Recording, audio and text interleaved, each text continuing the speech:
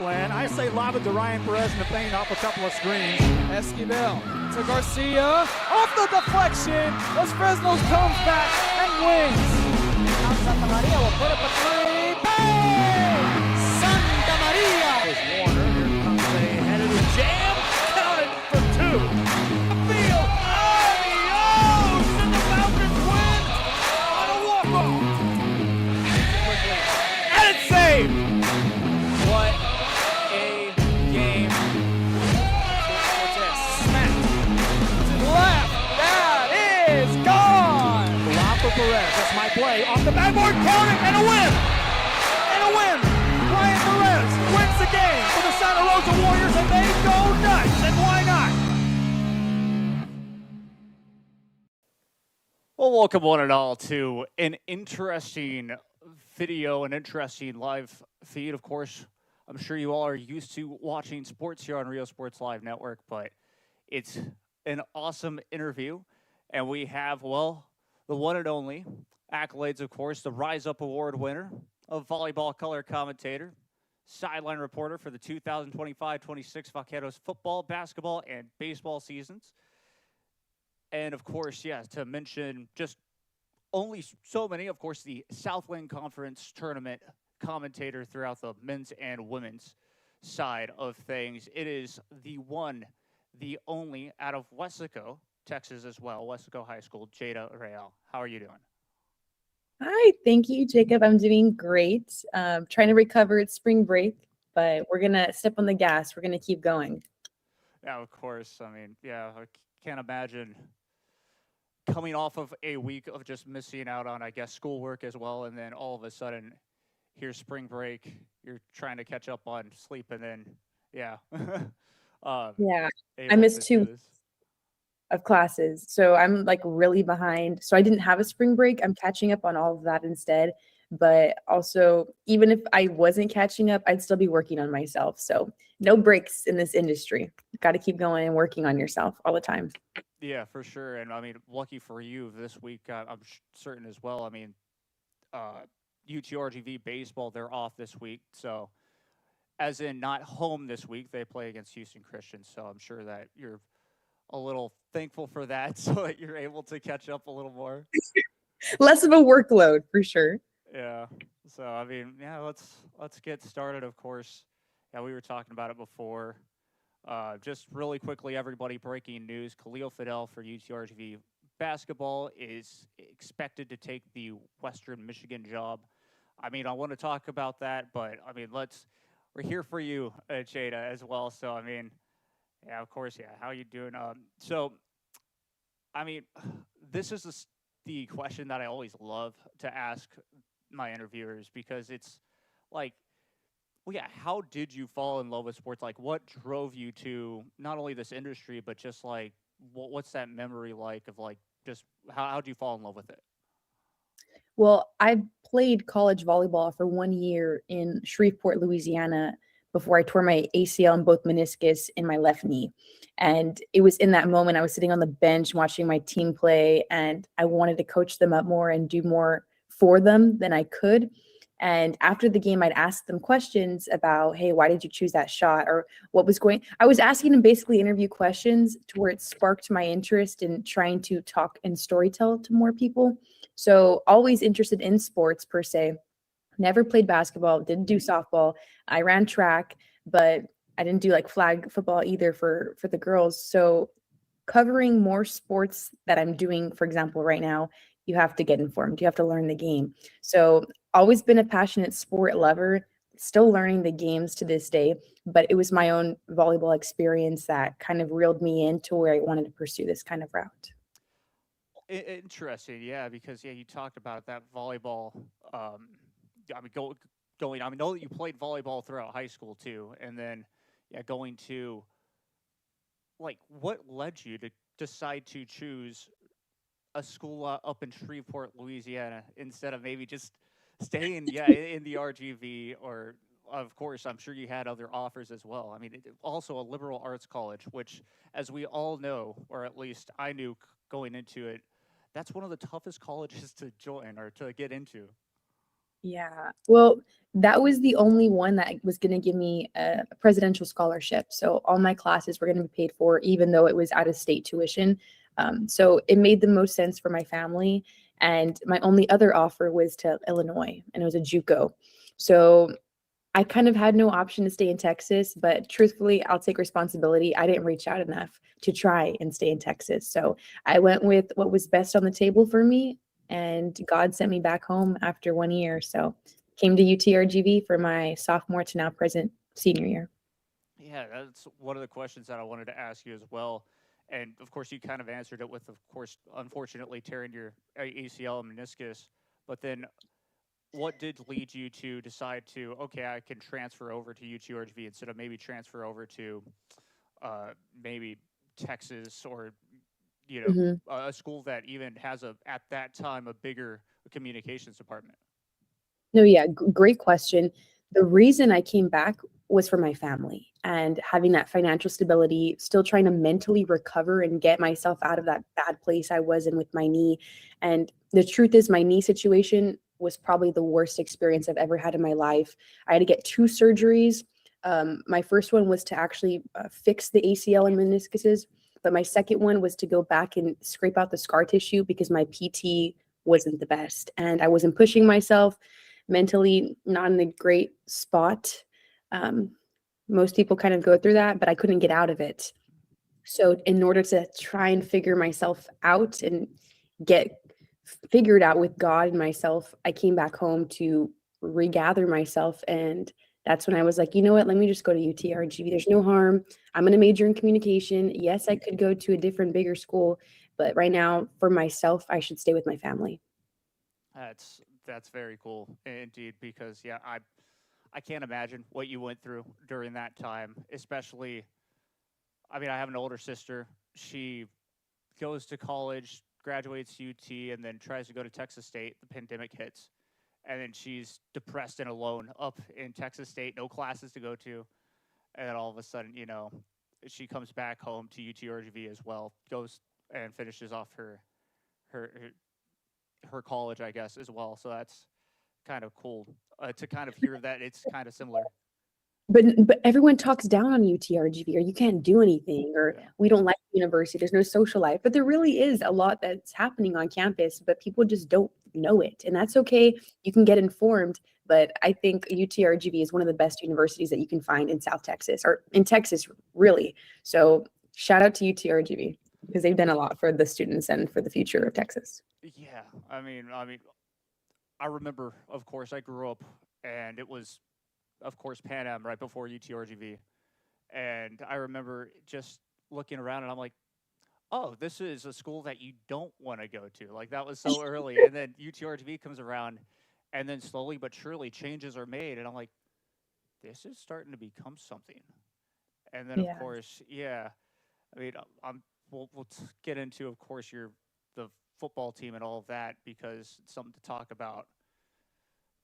I have some history, of course, with that stadium, as we all know. But yeah, it's of course fun. So yeah, out of let's see here. So yeah, transferring once. So what was that first year like for you at UTRGV? I was trying to figure myself out really, and I felt lost with myself with my knee, and I knew I had to make money, and I wanted to be able to help my family out, even though, yes, they're trying to support me, but I had 4 jobs coming back home. So I got hired with the athletic department. I was a substitute teacher.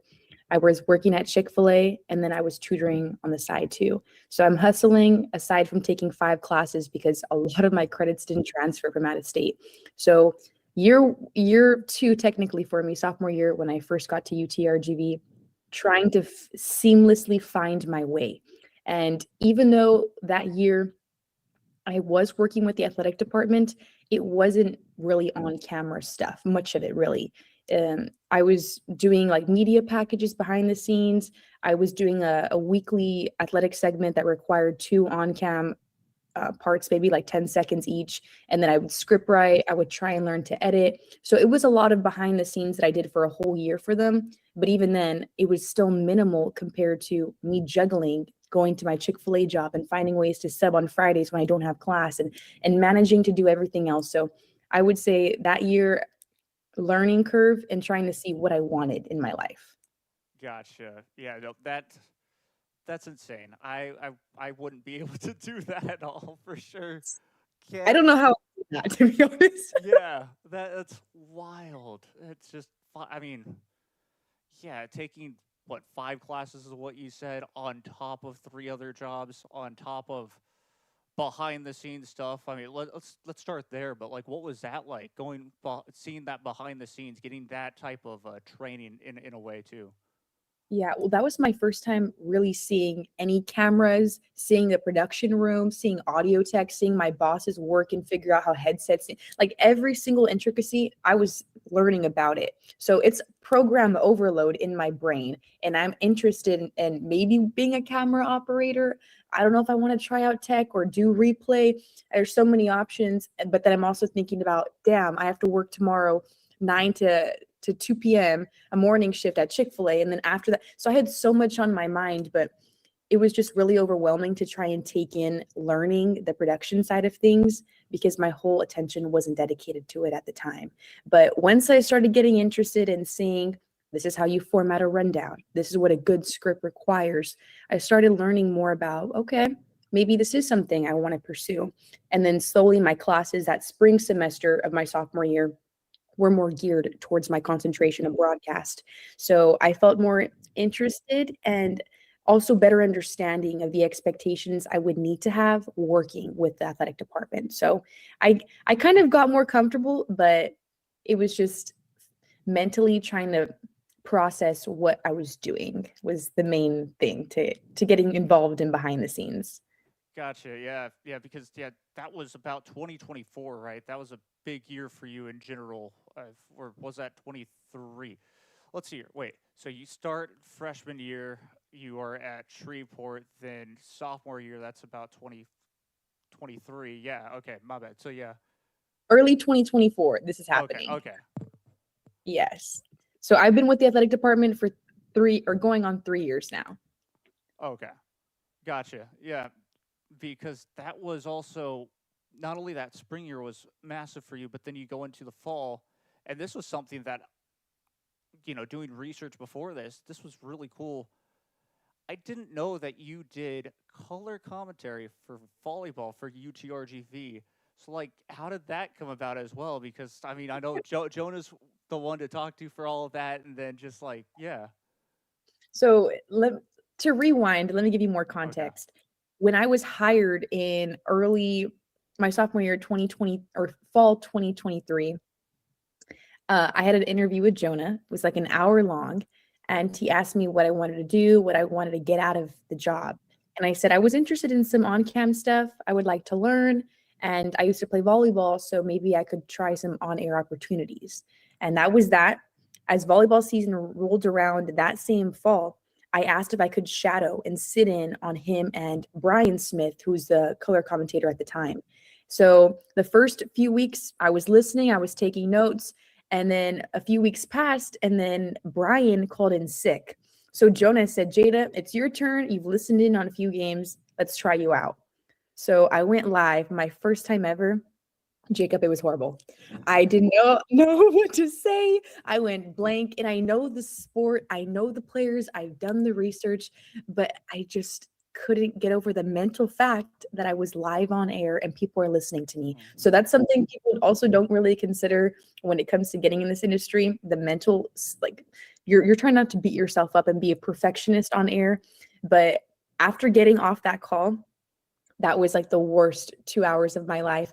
I probably said like 5 words. I was being super biased in those 5 words that I did say, and I never got back on air. So rolled around to basketball season, still shadowing, did no sidelining, baseball, just a camera operator. So in 2024, that fall, Jonah told me, all right, I got your semester schedule.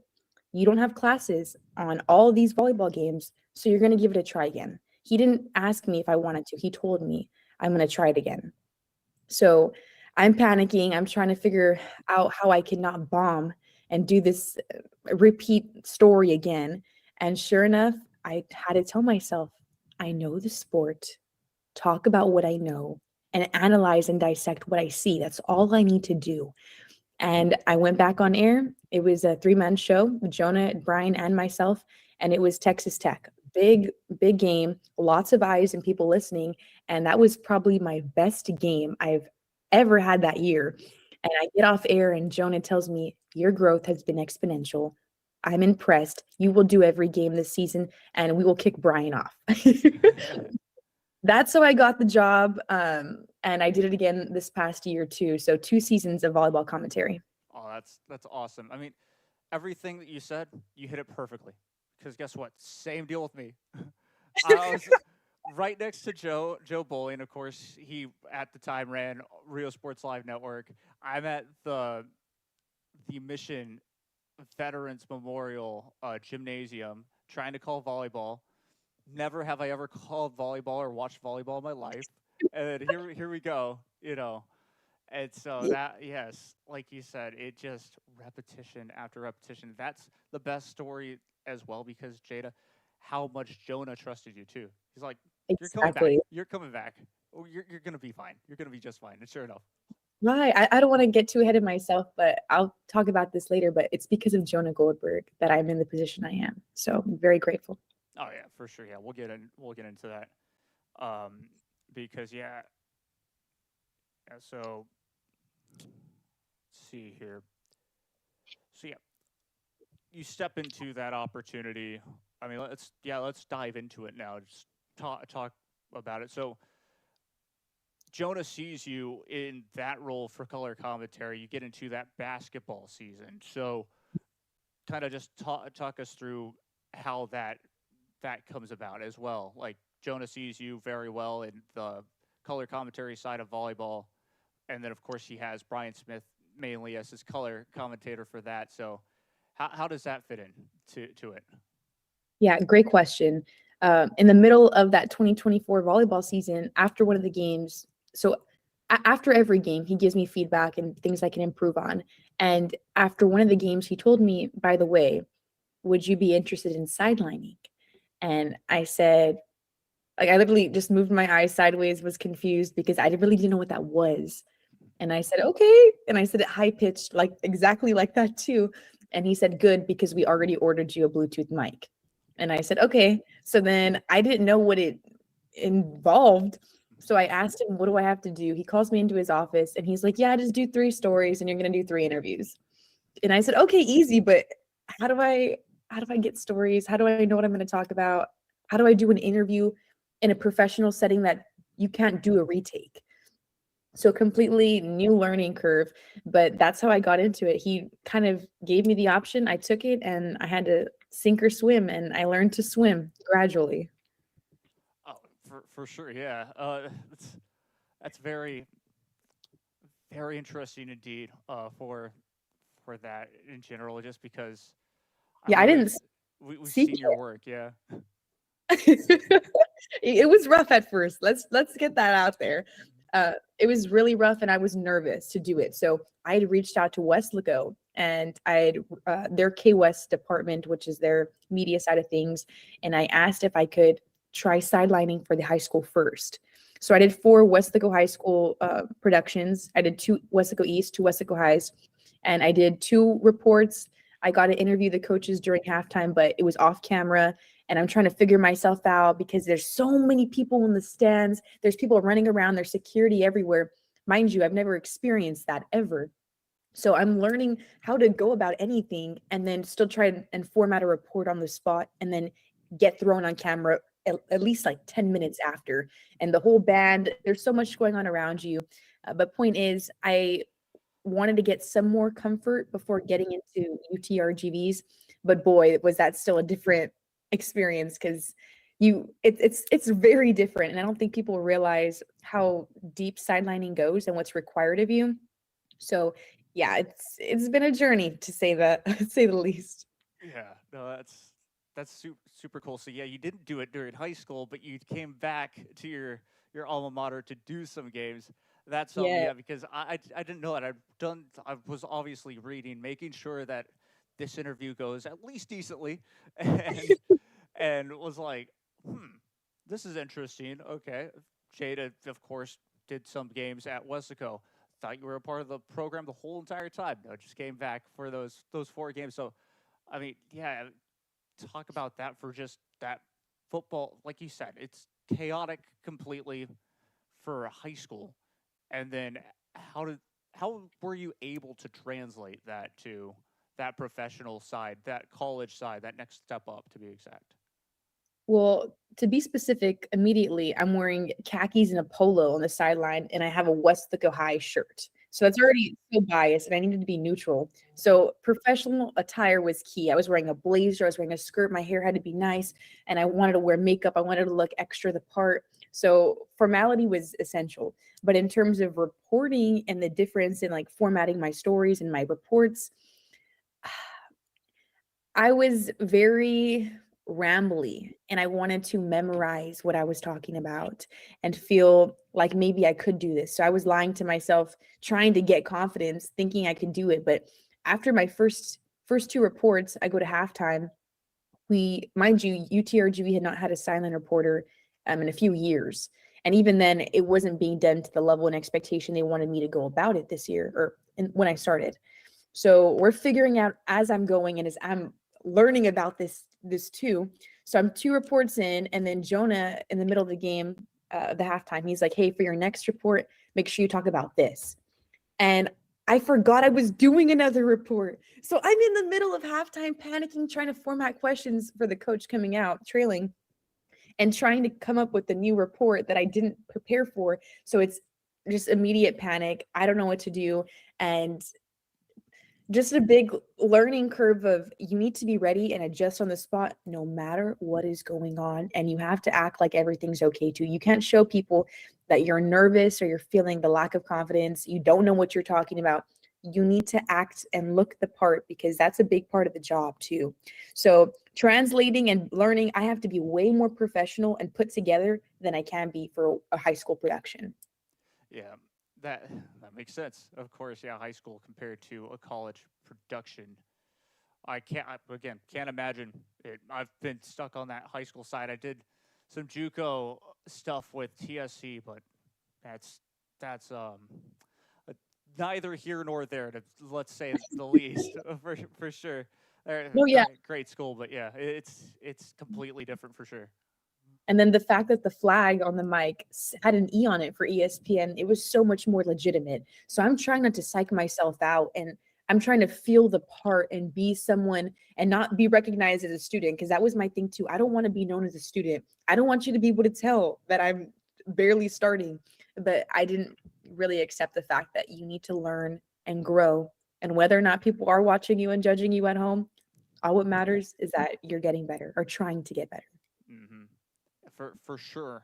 And of course, yeah, we all know you've been 2 years on the Southland Conference sidelines in McNeese because McNeese apparently gets to host it every year now. Yeah. But like, take us through, what was your reaction when, I mean, I know that all that hard work pays off. Here comes the Southland Conference, not just like Jonah or anybody saying, "Hey, we don't care about any of these other people. We want you to do the sideline reporting for the whole entire tournament." Like, how does that come about, first off, and then what was your reaction? Jacob, I was caught off. I can't even talk about it right now. I'm speechless thinking about it. No, but it was surreal because I had only been sidelining for maybe 3 months. And that was whenever I told you I was still trying to figure it out. I was nervous. I didn't know what I was doing. But towards the latter portion of January, I had done a really good feature story on UTRGV's men's Dobo, their director of operations. And when I watched back that story, I was like, dang, that was pretty good. Like, I'm feeling good. And once that kind of triggered that confidence spark, all my February reports were very solid and more pleasing to me and my expectations. And sure enough, the first week of February, I'm on my way home. I lost my wallet. I'm upset. I'm emotional. I don't know what happened. I had all my credit cards and my forms of ID in there. And Jonah's calling me and while I'm driving. And I'm like, "No, Jonah." And he never calls me. So I answer and I'm like, hey, Jonah. And he's like, do you have a moment to speak? I have something important to tell you. And I told him, well, I lost my wallet, so I'm on the phone with my bank too, but yeah, what's up? And then he tells me the Southland Conference called him personally, asked to hire me, asked if I was a student, can my professors work with my schedule because they want me on board to cover women's and men's. And when he told me that, I thought he was joking because during the volleyball season, he had made a similar joke. And little did he know that he would actually manifest that in a way, but for a different sport. But I couldn't believe it. And he told me he was very proud of me and that this is a real opportunity and I need to take it, whether or not they're going to pay me good. And I got home, I was emotional, I was crying to my dad, and I was reflecting on the 3 months of sidelining I had done, that my athletic conference wants to hire me, a student, not hiring externally because they had the opportunity to do that, someone more experienced, clearly better than me, but yet they believed in me, just like UTRGV had believed in me to try this out. So I'm getting all this support around me that I'm fueling the fire in me to try and keep getting better and keep going. So it was a very emotional experience, but so rewarding knowing that my work is being recognized in the best way possible. Yeah, that is some story for sure. Just Sorry, that went everywhere. no, because yeah, I mean, you have that story's perfect. You have the lows right next to the highs, and I mean, that's what it's all about. Getting that exuberance, I guess, in a way, just that it's that excitement, and I mean, yeah, I guess going on to it, I mean, you step into the, I would say, arena, basically, not a gym like the field house, but you step into that stadium for that first time, that arena. I mean, do you remember what was going through your head? Like, can you explain just that emotion that you felt right as you got there and were just about to go on air and stuff? So we're on the way. I'm with my play-by-play. I just met him. He covers SEC Longhorn games. So I'm like, oh shoot, like nice to meet you. I'm Jaeda, and we're on the way to the arena, and we're on a production call, and we're trying to figure out my opening hit, what he wants to open with. Mind you, I've never experienced that, right? So I'm just trying to act like I know what I'm talking about, what I'm experiencing in front of me. We get in. I see the satellite truck outside. Never experienced that either. Walk in, I'm getting my credentials, and I see the UTRGV women's team walk in. They have practice. And I saw Coach Lord, I saw all the girls I semi-covered throughout the season, and I felt more comfort knowing I'm seeing them right now versus 2 days later or whenever they would play. So seeing them right when I walked in settled me down a little bit. I walked over into the gym, freezing cold. So that's usually how it works in large arenas. Temperature is so low so that everyone in the building can stay overheated, whatever. And I remember looking at the way their arena was built because I'm used to, UTRGVs, and it's so echoey. There's layers, there's suites on top. They have a glass fixture in the middle of the second floor of the court. And seeing how wide the base, like I'm analyzing everything around me and I'm trying not to psych myself out. And I get an earpiece. I've never worked with an IFB. I've never worked with an audio tech who's directly following me everywhere to make sure my audio pack and everything is running smoothly. I've never had camera operators guiding me and telling me to do this and that. So it was so much going on that I was trying to still make sure I knew what I was talking about and performing to the best of my ability, adjusting to all that and embracing everything that was going on around me because yeah, it was a lot to take in, and reflecting back on it, I wasn't present enough to enjoy it all because I was trying to just get through it Yeah. and not make a fool of myself. I mean, that would be me. On top of that, I'd probably black out for 90% of that tournament just on adrenaline alone.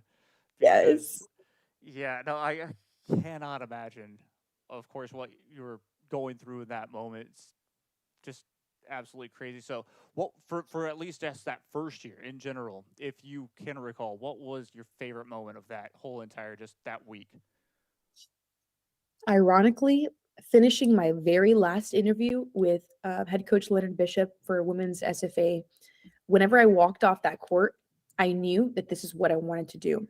And I got back to my hotel room, I checked out, And as I'm packing up my things and I'm grabbing all my media guides and all my notes I had collected over the past months, and I was throwing them away, I started crying and I realized I've done all this work. I got through this week and I love what I do and I'm going to keep doing what I do. And experiencing all that I did was the tip of the iceberg because I still have so much more to learn and grow from that it makes me excited. So it was that final interview that solidified my confidence in the future of where I could go. So ironically, not much of the actual Yeah. tournament itself, but the feeling afterwards. Oh, for sure. I mean, that would probably be the feeling I'd have too. Honestly, like I mentioned, just that's absolutely insane in the best way possible. Just and of course, and yeah, coming into it as well, we haven't necessarily talked too much about it. That's on the verge of the football team happening that next fall, and then the baseball season as well. I mean, just talk about that a little bit if you want to, at least for the baseball side of things. Like, what has that been like for you the past 2 years as well?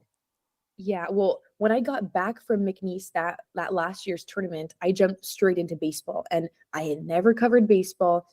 I was still trying to get comfortable in covering live sports. So I started going to the practices. I got familiar with Coach Derek Matlock. I started to recognize some of the names, looked at some stats, but trying to learn how to read stats and know what I'm talking about. So lots of learning curves, but still trying to be confident. And I was going to do every game. I was supposed to split my reps with another aspiring reporter, but she had another job. So I ended up taking all the baseball games and gave me a lot of chances to figure out the game and myself with a new sport.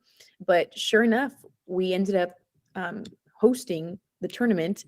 And I see the same people from the Southland that were working the tournament. They come down, they see me, they're all hugs and smiles. So I felt like I was networking and I had made a good impression. Now I'm doing every game for the tournament and my second time covering a tournament.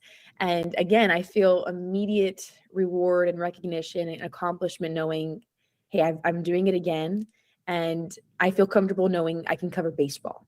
So now rolling into it again this year, it's been a smoother transition, but still quite difficult because it was crossover season like maybe a month ago. So I did 8 games in 6 days and I had to go straight from 2 basketball games to cover a baseball game and then the next morning wake up again early to be able to cover the Sunday final game. So crossover season is always the worst, but it's also the best time of year because you will never be that busy and that focused on your craft until you are living it. So if I could go back a month ago and relive it, even though it was crazy hectic, I would do it again.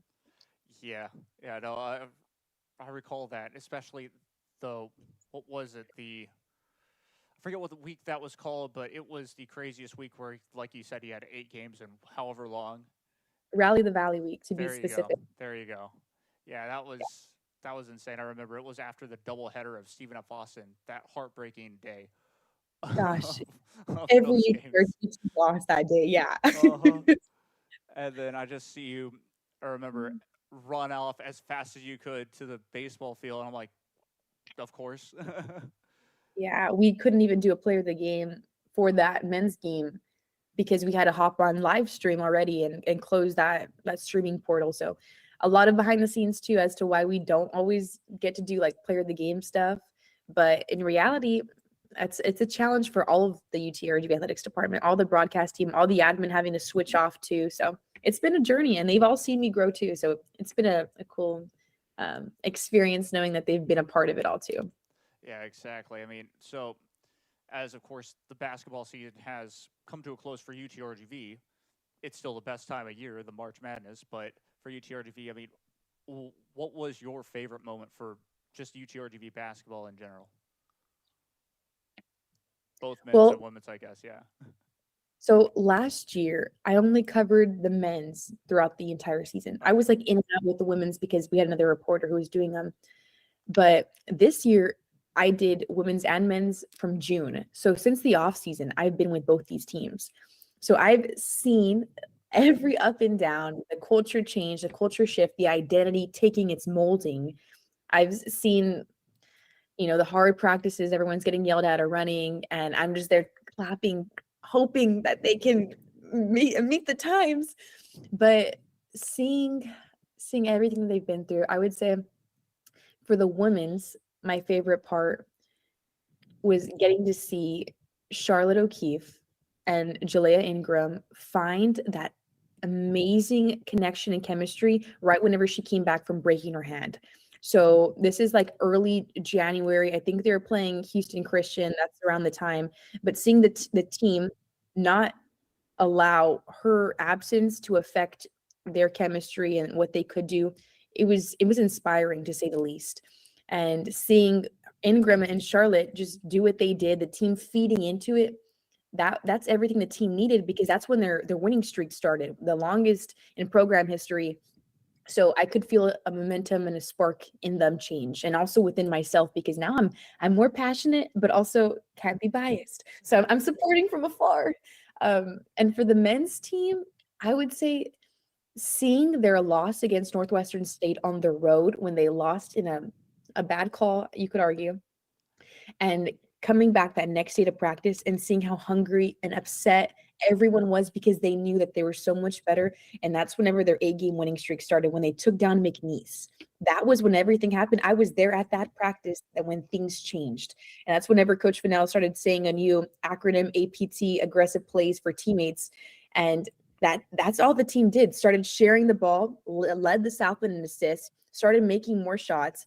And that's whenever everyone got on board. So I got to see that literally happen. And I'm happy that I was able to go to practice and see that. So that's also something too. I don't need to go to practices. I don't have to. I don't need to talk to the athletes and do all this extra stuff, but I do, because I love my teams. And if I'm going to cover everyone that I do in and out thoroughly, I'm going to give you my all, just like you are giving it your all to be successful on the court.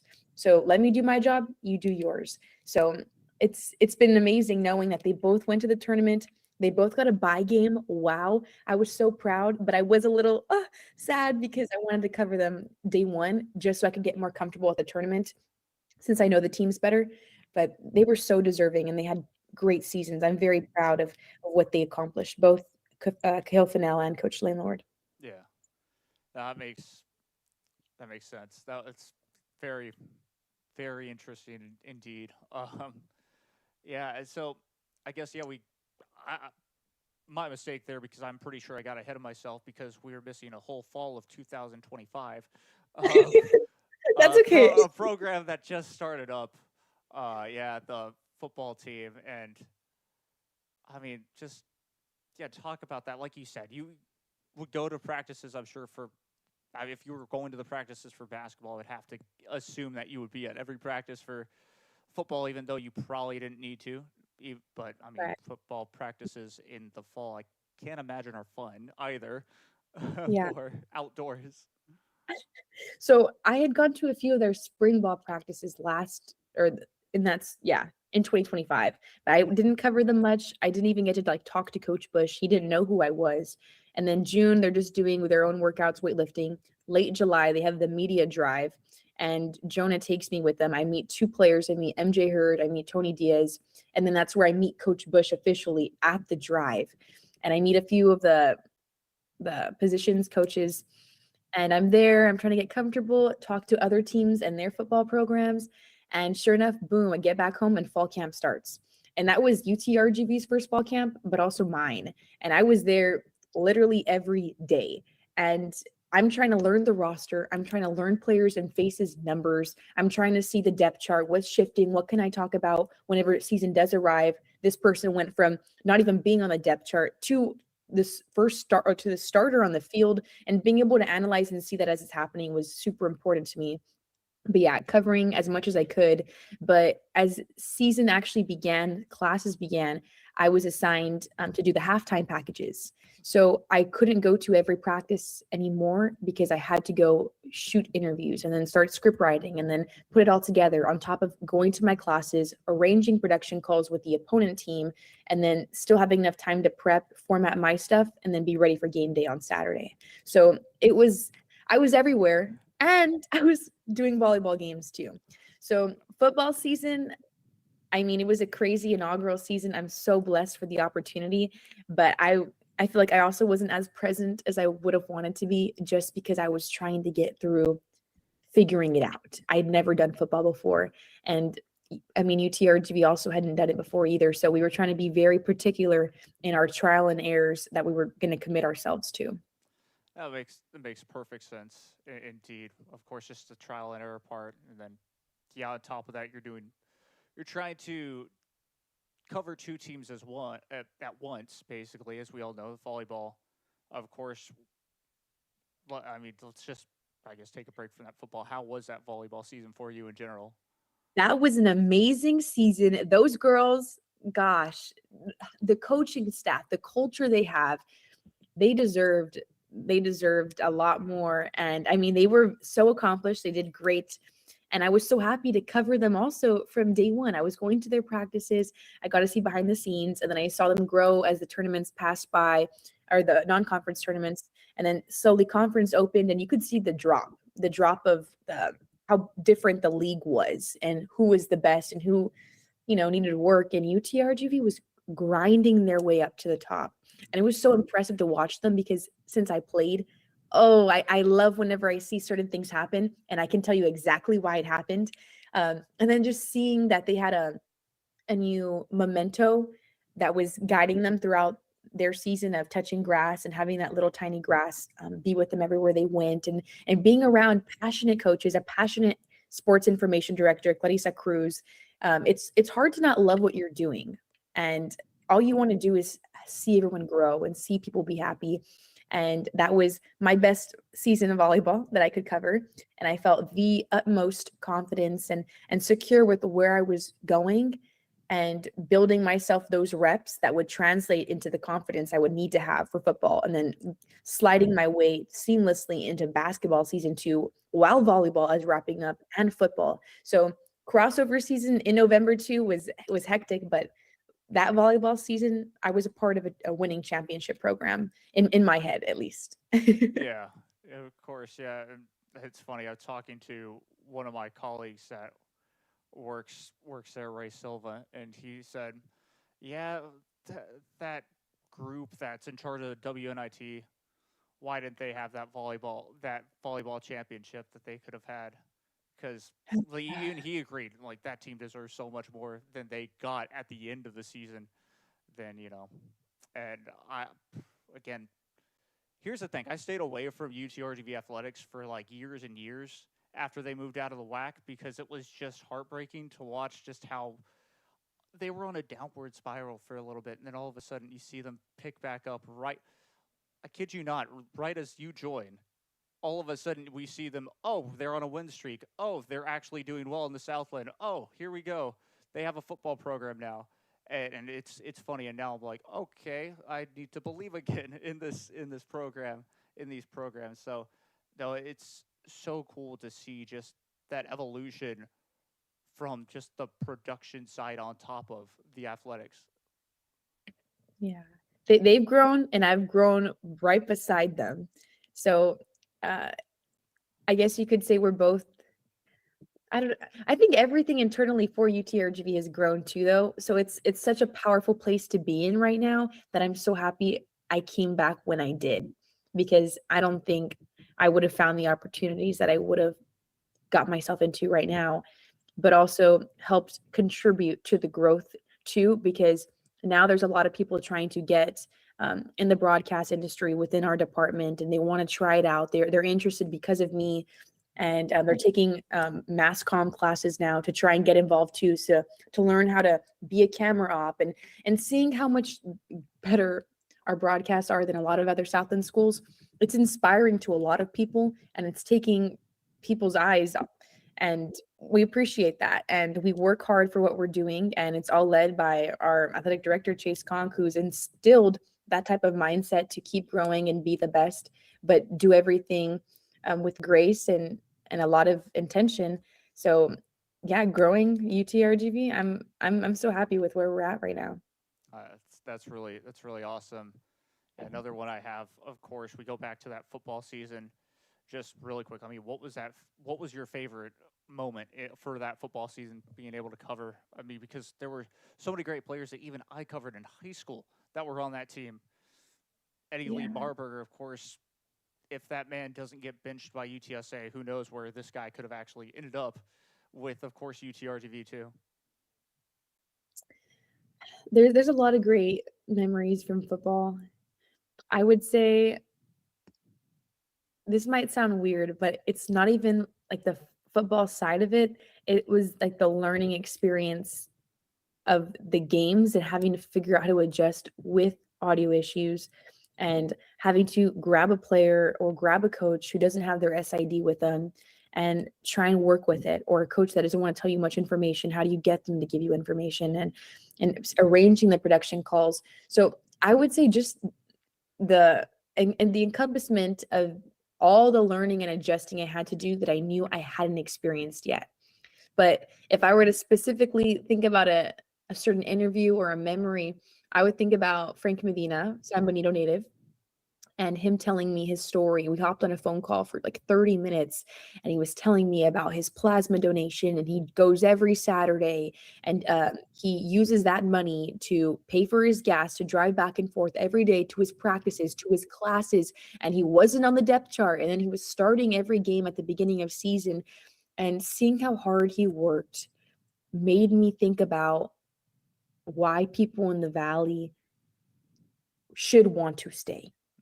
And it's people like him who proved everyone wrong. And I mean, now that he's going through the cancer situation, it's even more inspiring because he's still trying his best to be on the team, and put that extra foot forward. So getting to cover stories like that and Valley-based is very special to me. And that was probably the most special moment, being on that phone call with him and then passionately delivering it live on air.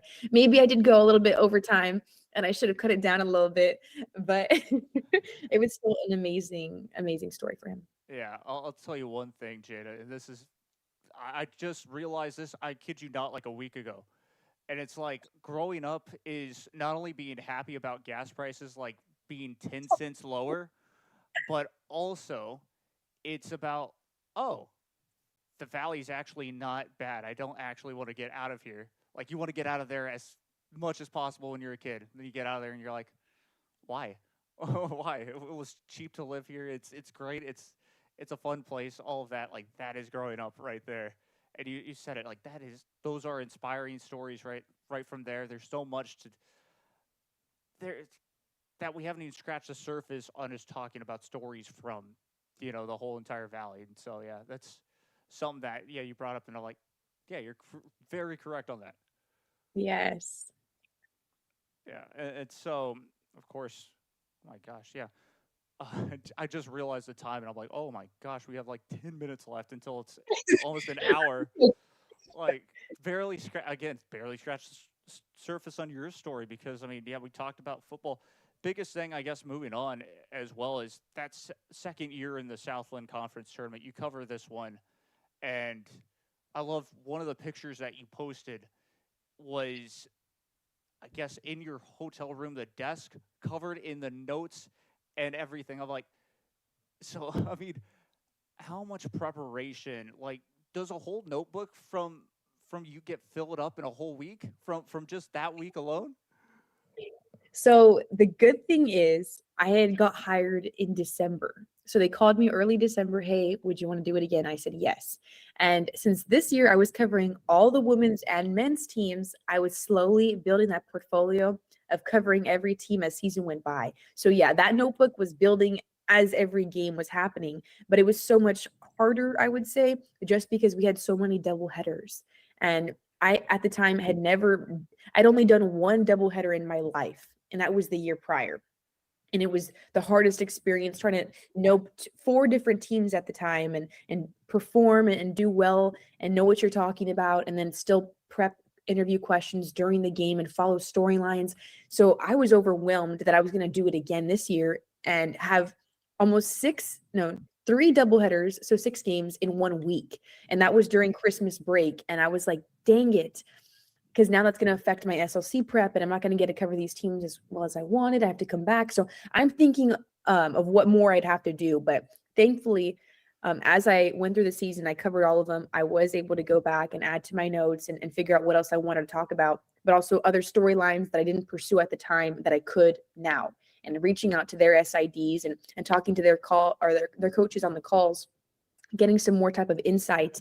But yeah, so I had a folder for women's basketball, folder for men's basketball. I had the tournament seating laid out in front of me, trying to arrange storylines and stats and game and rosters, everything per stack, and then writing down my notes of what I need to know for my opening reports, and then keeping certain ideas still in mind that could pertain to if this person wins this game, here's a good story opportunity for this game for the opener, or okay, vice versa, same thing over here, and thinking about all these different games and covering 16 teams. You have to know everything, or you need to know. And with the kind of person I am, I'm going to work very hard to make sure I do that and make my job look as easy as possible. So that was the behind the scenes. I'm happy you appreciated that picture, because I was kind of considering not posting it, because I was like, dang, people are going to think I'm a little weird, or this is kind of too much, or you shouldn't show people your kind of prep you do. But in reality, I was like, this is so much paper. Let me just take a quick picture. Yeah.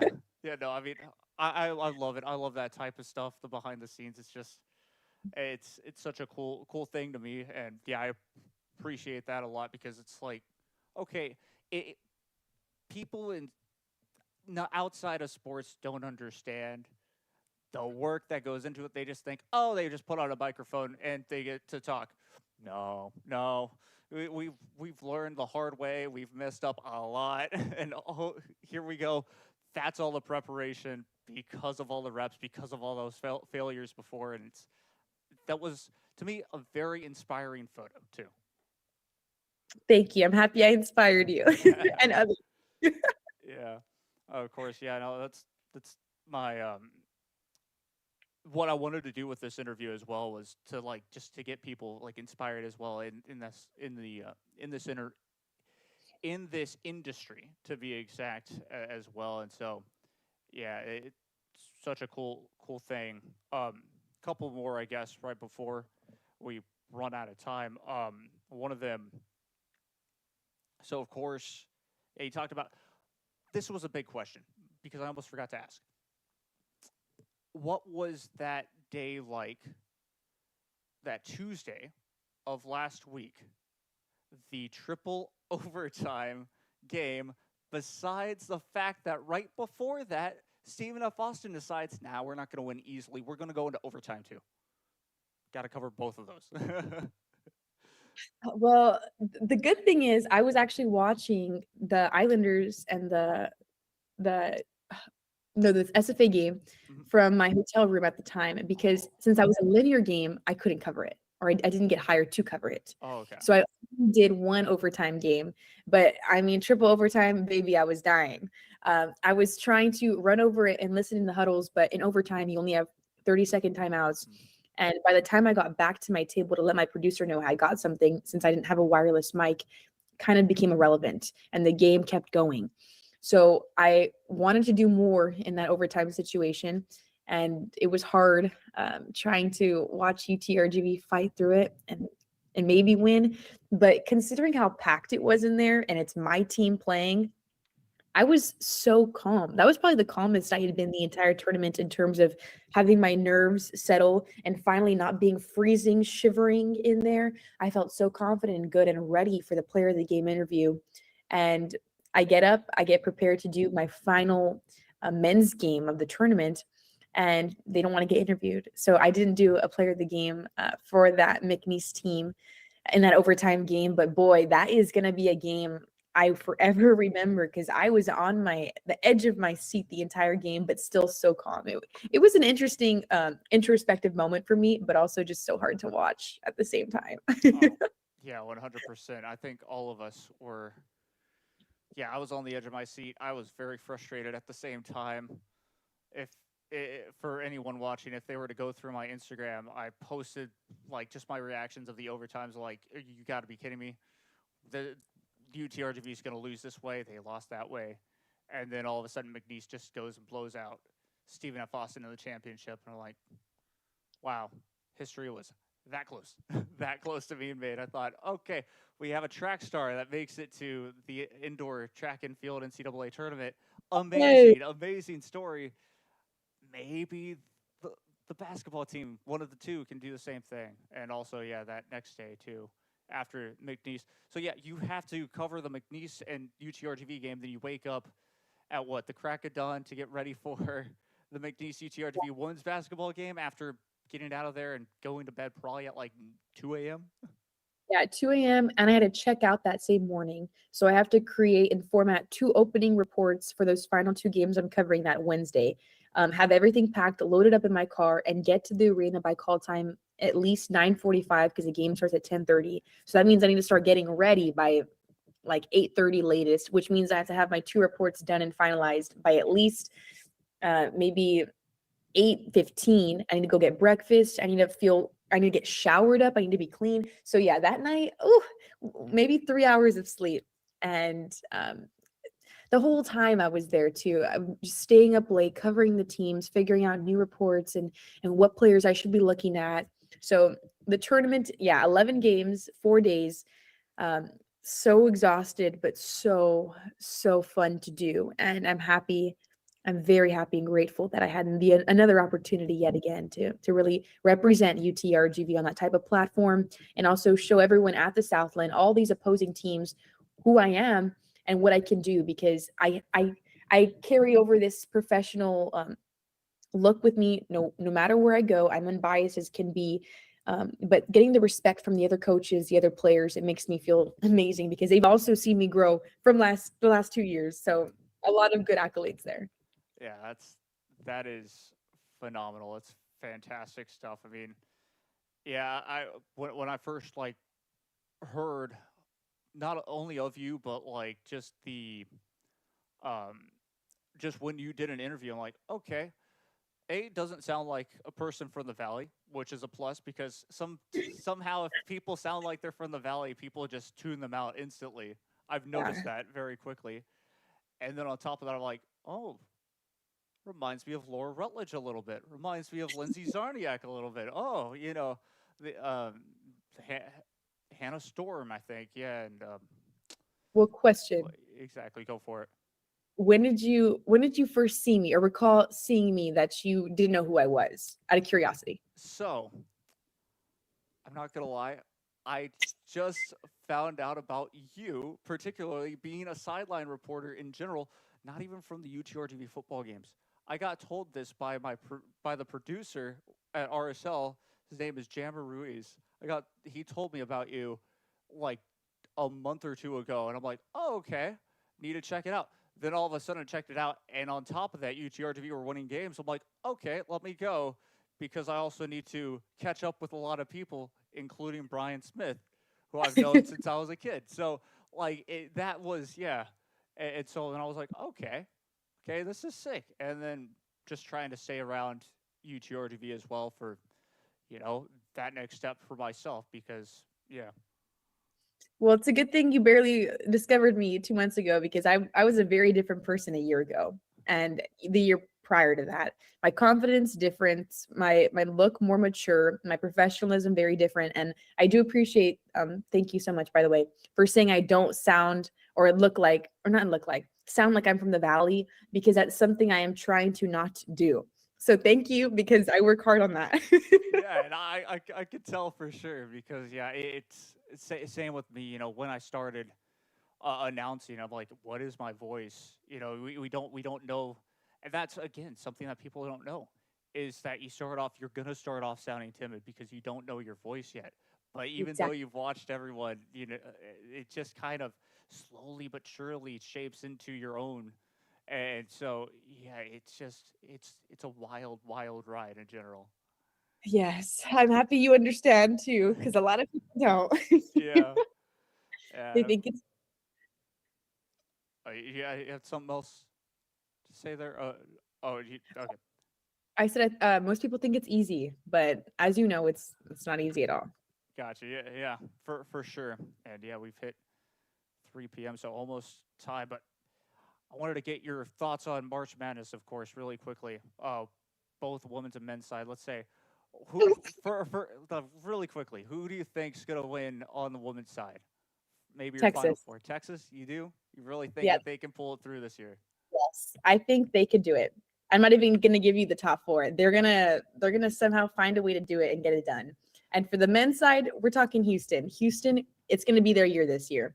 I'm not a Duke supporter this year. I'm gonna go for Houston. I get you.